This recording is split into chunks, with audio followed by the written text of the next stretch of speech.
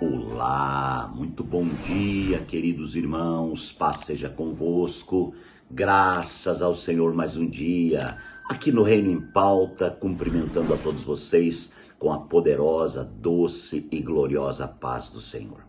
Que Deus abençoe grandemente você, sua família, o seu lar. Muito obrigado por caminharmos juntos nesse ministério, através deste canal. Muito obrigado pelo seu compartilhar, também muito obrigado aos irmãos que se inscreveram neste canal e também têm compartilhado com seus amigos para que esta obra continue crescendo a cada dia. Queridos irmãos, nós temos orado muito nesse último tempo, e Deus tem ministrado grandemente o nosso coração acerca das coisas que estão acontecendo a nível mundial. E quando nós temos uma visão panorâmica a nível mundial, nós começamos a entender e a ver o cumprimento literal da poderosa palavra de Deus. E o Senhor então nos deu o sentimento de fazer mais uma série escatológica, liberando um pouco, amados irmãos, no livro de Daniel. O livro de Daniel, nós vamos falar sobre o capítulo 2 e depois o capítulo 9. Nós vamos então falar sobre o tema, a revelação da grande imagem no capítulo 2 e as 70 semanas de Daniel. É sempre uma alegria poder comunicar com vocês esta palavra poderosa, esta presença gloriosa de Deus, este mover extraordinário do Senhor e poder liberar uma palavra de vida ao coração dos irmãos. É muito importante atentarmos com diligência para a palavra e o seu cumprimento. Bom, a palavra, ela é o próprio Deus. É o próprio Deus ministrando homens na terra. A palavra é a direção. A palavra é a visão. A palavra é o padrão. A palavra é a vida de Deus manifesta nessa terra para edificar a sua amada igreja. E a sua amada igreja, que Paulo a chamou de corpo de Cristo, essa tem a revelação do Senhor. Glória a Deus pela revelação do Senhor. Queridos, no capítulo 2 do livro de Daniel, eu vou ler alguns versículos, ele é tremendo, fala acerca do sonho de Nabucodonosor. Vamos lá? Capítulo 2. No segundo ano do reinado de Nabucodonosor, teve sonhos. Sua mente ficou perturbada e que ele não conseguiu dormir. Por isso o rei convocou os magos e os encantadores, os feiticeiros, os astrólogos, para que lhe dissessem o que ele havia sonhado. Preste atenção o que o rei queria. Ele queria que alguém dissesse o que ele tinha sonhado. A sequência do texto diz que ele chamou os astrólogos. Ele chamou todos os homens sábios, entendidos, para que eles então revelassem o sonho. Mas, amados, ninguém conseguiu. Por quê? Porque ele não contava o sonho. Ele queria que o astrólogo, o sábio, entendido, revelasse primeiro o sonho e depois desse a sua interpretação. Então, o que eu queria marcar aqui como ponto da reflexão dessa manhã? Você já imaginou, amados, o rei chamar alguém e dizer, olha, você vai discernir qual é o sonho que eu tive? É só mesmo a misericórdia de Deus, é só Deus para poder dar uma resposta dessa, Mas o rei estava apavorado com o sonho que ele teve. Então, amados e queridos irmãos, os astrólogos, no versículo 4, diz que os astrólogos responderam em aramaico ao rei. Ó rei, vive para sempre, conta o sonho e os teus servos, para que os teus servos interpretem. Só que o rei respondeu aos astrólogos, no verso 5, esta é a minha decisão. Se vocês não disserem qual foi o meu sonho e não interpretarem, farei que vocês sejam cortados em pedaços e que suas casas se tornem como um monte de entulho. Mas, se me revelarem o sonho e a interpretarem e der a interpretação, eu darei a vocês presentes, recompensas e grandes honrarias. Portanto, revele o sonho e a sua interpretação. Amados e queridos irmãos, que desafio é esse? O rei disse, se vocês não contarem o sonho, sabe o que vai acontecer com vocês? Vocês serão mortos. Vocês morrerão, suas casas serão lançadas no entulho. Irmãos, eu fico pensando, meu Deus. E aí meus olhos olham panoramicamente para a situação do mundo. Eu não vejo um mundo diferente. Um mundo que o homem natural não consegue entender. Um país como o nosso, que o homem natural, ele não consegue entender. Como pode as coisas que acontecem em nossa nação ou nas nações do mundo? Então nós chegamos a uma única conclusão. O tempo do fim é chegado.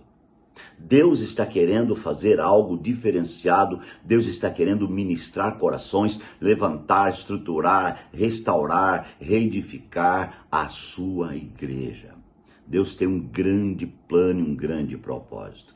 Meus amados e queridos irmãos, quero dizer a você o seguinte, depois eu continuo lendo mais um pouco, entre os livros proféticos do Antigo Testamento, há quatro que tratam especificamente acerca da economia de Deus. A economia de Deus, que é Isaías, Ezequiel, Daniel e Zacarias. São profetas que Deus se revelou a eles de forma muito forte. O livro de Isaías fala da economia eterna de Deus em Cristo, abrangendo o Velho Testamento. O livro de Ezequiel fala do mover de Deus em sua economia. Já o livro de Daniel, que vamos começar então a liberar para os irmãos, tem por tema central a revelação do destino do governo humano na economia de Deus. Desde Nimrod, em Gênesis, até o anticristo em Apocalipse, a história da humanidade relacionada com o povo de Israel está relatada em Daniel. Então, o livro de Daniel é extremamente profético, tremendo. Eu amo o livro de Daniel. Amados, talvez você pergunte para mim nessa manhã, pastor, o que mesmo que é a economia de Deus? Nós sempre damos um toque, falamos um pouco aqui no canal acerca da economia de Deus. A economia de Deus significa o quê? A visão e a administração de Deus em sua casa. O que significa então? É, na verdade, a lei da casa, ou administração da sua casa, né? Louvado seja o nome do Senhor. A palavra oikonomia no grego, né? Oikos é igual casa e nomos é igual lei. Então, lei de uma casa. Então, Deus, ele tem uma casa e ele administra a sua casa. Agora, a pergunta, quem ou qual é a casa de Deus? A palavra é clara e diz que a casa de Deus somos nós. Eu e você somos a casa de Deus, o templo de Deus. Paulo diz, vós sois o templo do Espírito Santo, que habita em vós, proveniente de Deus e que não sois de vós mesmos. Então, esta é a casa e Deus tem uma administração nesta casa. Esta casa que está me vendo neste momento e me ouvindo, deixa eu te falar, Deus tem uma administração. E através da revelação, da palavra, irmãos, aqui no canal, o Reino em Pauta, Deus quer ministrar o seu coração. Deus quer ministrar a sua vida. Deus quer abençoar a sua vida. Então, voltando um pouquinho, amados e queridos irmãos, Deus usa coisas incríveis para ministrar a nossa vida. Usa coisas impressionantes para liberar sobre nós. O livro de Daniel é constituído basicamente de dois itens grandes, principais. Primeiro, a grande imagem humana do capítulo 2 que eu comecei a ler. E as 70 semanas do capítulo 9 que eu vou então ministrando aqui para os amados irmãos. É interessante você imaginar que Nabucodonosor teve o sonho dele, o desejo que fosse revelado, a grande imagem revelada no capítulo 2, sabe o que refere, irmãos? Refere a todas as nações em todas as eras. Então, se eu e você for analisar, eu e você estamos incluídos nessa revelação. Por isso é que eu não tive como fazer uma série de tudo isso, irmãos, nesse tempo, porque a igreja está incluída num plano, em uma visão, em uma economia. E então, essas nações tiveram origem em Babel. Em Gênesis capítulo 10, nós lemos lá falando de quê? De Cuxi, que gerou Nimrod, o qual começou a ser poderoso na terra. O princípio do reino de Nimrod foi Babel, na terra de Sinar. Daquela terra saiu para a Síria e edificou Nínive. Quando você lê Gênesis 10, 8 ao 11, você vai ver isso. A edificação de Nimrod, amados irmãos, a caminhada dele, a terra de Sinar, ficava onde? Na Mesopotâmia. Você lembra da Mesopotâmia? E Nínive era uma das maiores cidades da antiguidade. Nimrod ficou famoso pelo fato de construir cidades importantes e foi exaltado pelo povo. Olha só, olha só. Por isso, decidiu construir uma torre cujo topo tocasse aos céus, que ficou denominado, como conhecido já por todos nós, a Torre de Babel. Gênesis 11, 1 ao 9. Babel foi uma obra concebida por Satanás.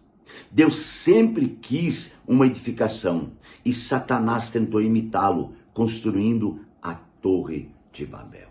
Ó Senhor Jesus. Irmãos, preste atenção no que eu vou dizer agora para você. Para concluir essa parte, essa primeira parte, a edificação de Deus é feita com pedras, enquanto a edificação de Satanás foi feita com tijolos.